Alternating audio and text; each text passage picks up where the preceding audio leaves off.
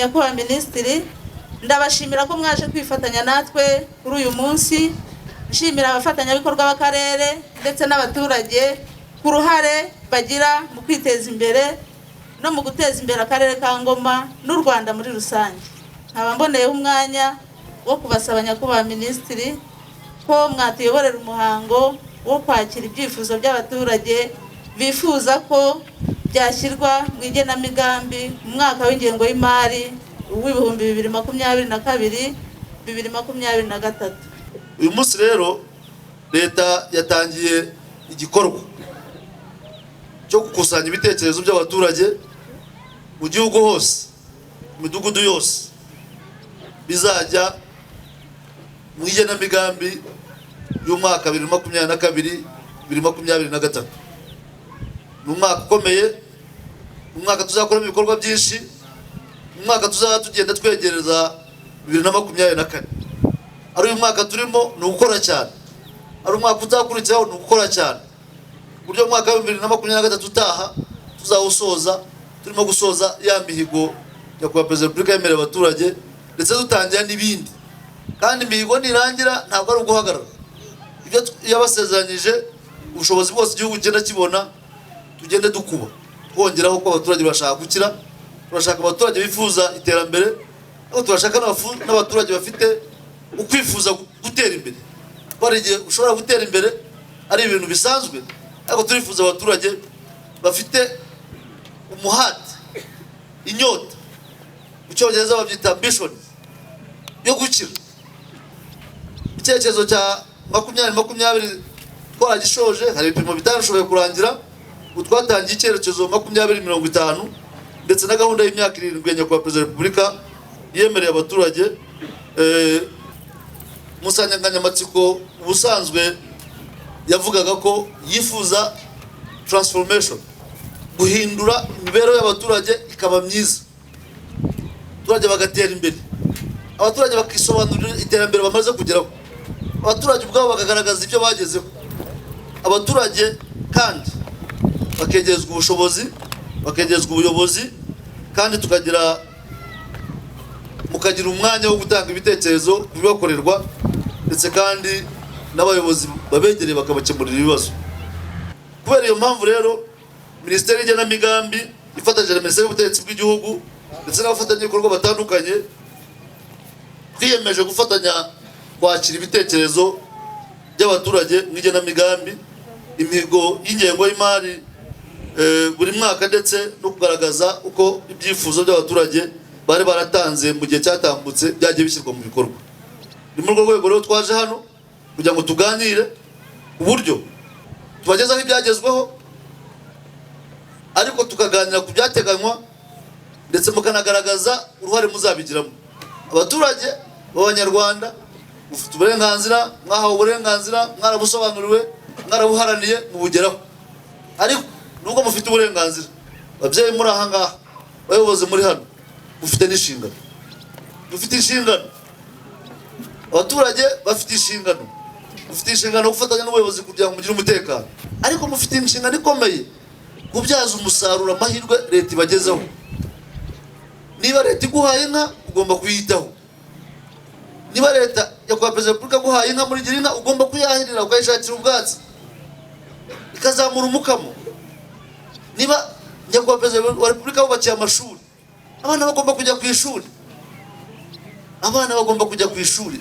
Ubu dufite abana no mu karere ka Ngoma batarasubira mu mashuri. Ababyeyi nta kindi mugomba kuraga abana banyu kiruta amashuri. Amashuri, ubwenge, ubumenyi nibwo buzabafasha kwirwanaho.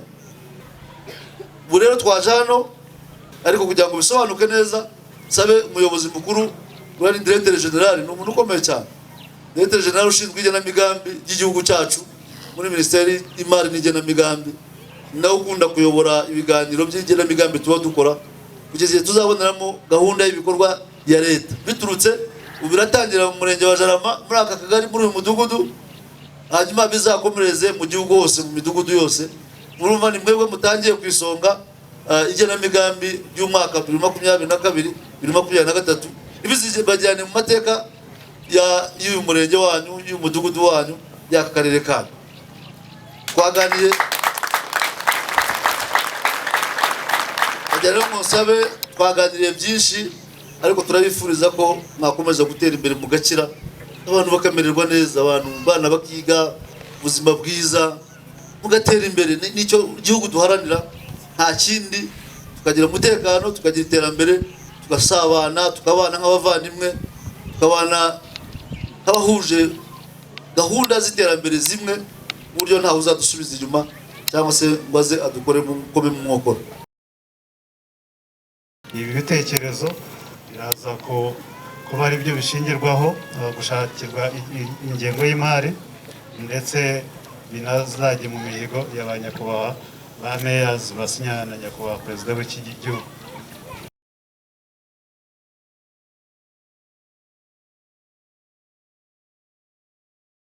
Dufite ibyo tugiye kubasaba mu igenamigambi twebwe nk'abaturage tubona ndetse bishobora no kuba byadusubiza inyuma. Nyakubahwa Minisitiri w'Ubutegetsi bw'Igihugu, twebwe abaturage b'umurenge wa Jarama turafunze. Twifuzaga ko mu rwego rw'igenamigambi mufite mwadushakira uburyo ki mwaduhuza n'i Bugesera, noneho umurenge wacu natwe ukaba ufunguye. Murakoze, Imana ibahe umugisha. Mudusurize nyakubahwa Perezida wa Repubulika. Murabona yuko uyu murenge wa Jarama turi mu kirwa, turi ahantu hafunganye dukikijwe n'amazi. Uriya muhanda mwanyuzemo niwo wonyine dufite, kuvuga ngo baramutse hari ikibazo kibaye uriya muhanda wenda ugafunga, twese turimo hagati, nta handi hantu twasohokera. Ubwo rero turimo turasaba umuhanda uduhuza n'Ubugesera, hanyuma bakajya baduha ibyo dufite, ibyo bafite natwe tukabaha ibyo dufite, bityo bizatuma tugera ku iterambere rirambye. Murakoze. Akagari ka Karenge hari imidugudu ine dutuyemo iri ku ruhande dusa n'abaheze mu gihirahiro. Iyo midugudu iyo tujya ku kagari tunyura mu kagari ka Jarama tukongera tugahita mu kagari Kihanika kugira ngo uzagire mu kagari ka Karenge n'ahantu kuri. Abanagira ngo mbasabe banyakubahwa kugira ngo rwose muzatworohereze mwadushyira kuri Jarama mwadushyira kuri Kihanika. Ibyo nabasabaga. Murakoze. Hagurutse rero mfite icyifuzo kuri ibyo bigo by'amashuri mu kagari ka Kibimba. Hari ikigo twubakiwe cy'uruhuha, nk'ababyeyi tuharerera. Ni byiza, byaradufashije, byagabanyije ingendo abana bakoraga ndetse binacana drop out yari ndende, ariko byaragabanutse. Tukaba rero turimo kwifuza ko mwaduha umuriro. Nta muriro uriyo, nta n'amazi ariyo. Hanyuma uwo ku cyifuzo cy'abahinzi bo muri uyu murenge wa Jarama, hari iby'ubwanikiro meya yabivuze, ariko ubwanikiro batwubakiye wegeranije n'umusaruro dufite hano muri Jarama buracyari buke cyane ugereranyije n'ibigori tweza n'indi myaka tweza. N'uyu mwaka nubwo havuye izuba, ariko n'ubu ngubu turacyafite ikibazo cy'ubwanikiro kugira ngo bwiyongere. Icyo nicyo cyifuzo twifuza. Hanyuma dufite ikindi cyifuzo gikomeye, hanyuma dushaka ko cyajya muri gahunda y'iteganyabikorwa, kuko natwe muri koperative turabitegura kugira ngo tunonosore n'umushinga wenda dushobora kuzanabagezaho. Hari aho koperative leta y'u Rwanda cyangwa se leta y'ubumwe yahaye koperative kugira ngo habyaze umusaruro ahantu hari igishanga cyangwa se ikibaya cy'Akagera. Ni ikibaya kinini cyane kiri hejuru ya hegitari zigeze kuri 400. Ntabwo turagipima kuko ku bwacu ntabwo twakishobora kugipima. Ni muri urwo rwego rero nyakubahwa Minisitiri tubatumye rwose kugira ngo mudufashe nk'uko batunganya ibindi bishanga, natwe twifuza ko iki gishanga rwose kitunganye byadufasha.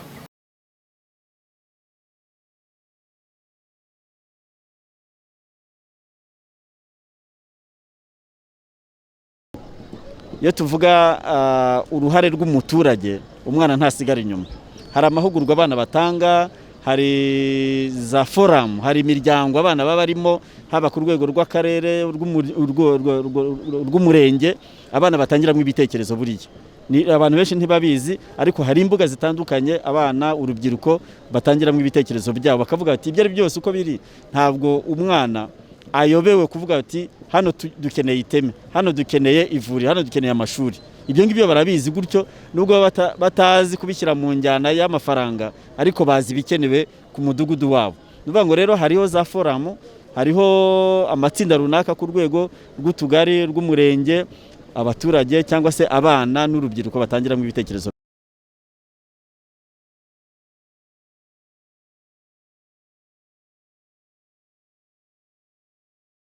Tanze ibitekerezo nk'ibi ngibi batanze, icya mbere turabyakira, biba ari byinshi, biba birimo ibyifuzo byinshi by'abaturage, urutonde ni runini, ariko tugenda tubizamura ku rwego ruzakurikiraho, hazatangwa ibindi ku buryo tuzajya kujya ku rwego rw'igihugu dufite ibitekerezo bikuru mu byatanzwe.